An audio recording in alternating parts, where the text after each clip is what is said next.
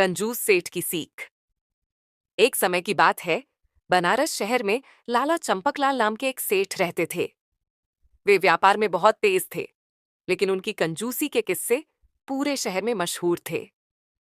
लोग कहते थे कि अगर सेठ जी के घर से एक चूहे को भी रोटी का टुकड़ा मिल जाए तो समझो वो चूहे की किस्मत बदल गई। सेठ जी हर चीज में बचत करने के लिए नए नए तरीके खोजते रहते थे। उनकी दुकान पर काम करने वाले नौकरों को चाय तक नहीं मिलती थी, क्योंकि सेठ जी का कहना था, चाय पीने से आदमी का आलस बढ़ता है और व्यापार ठप पड़ जाता है।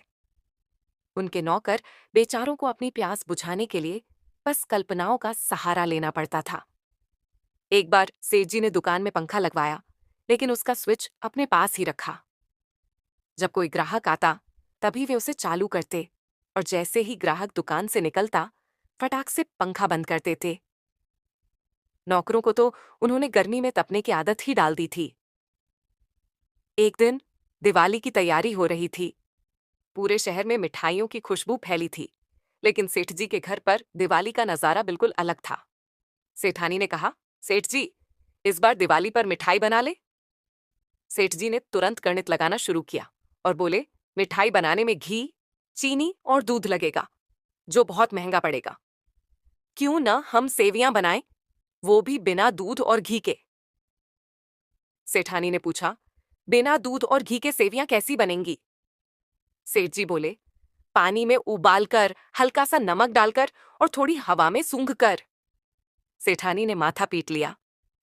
एक दिन सेठ जी के मन में एक विचार आया कि क्यों न ऐसा तरीका निकाला जाए जिससे रोज मुफ्त में खाना मिल जाए। उन्होंने सोचा और सोचा, और फिर उन्हें एक गजब का आइडिया आया।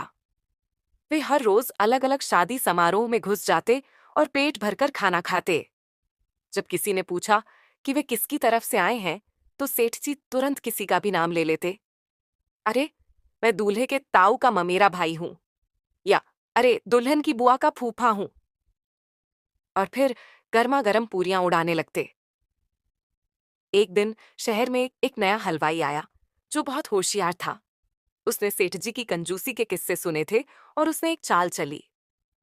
सेठ जी जैसे ही हलवाई की दुकान पर पहुंचे, हलवाई ने कहा, सेठ जी, आज खास ऑफर है, पहले मिठाई खाइए, बाद में पैसे दीजिए।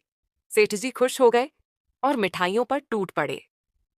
रसगुल्ला, गुलाब जामुन, बर्फी, लड्डू सब कुछ चट कर गए। लेकिन जैसे ही पैसे देने की बारी आई, हलवाई ने मुस्कुराते हुए कहा, सेठ जी, पैसे बाद में दीजिए, लेकिन मिठाई की कीमत हम आपके वजन के हिसाब से लेंगे। सेठ जी का चेहरा सफेद पड़ गया, क्योंकि वे भारी भरकम शरीर के मालिक थे।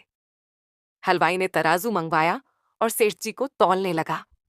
सेठ जी समझ गए कि उनकी कंजूसी इस बार महंगी पड़ गई। उन्होंने तुरंत अपनी गलती मानी और हलवाई को मुंहमांगी कीमत देकर वहां से भागे।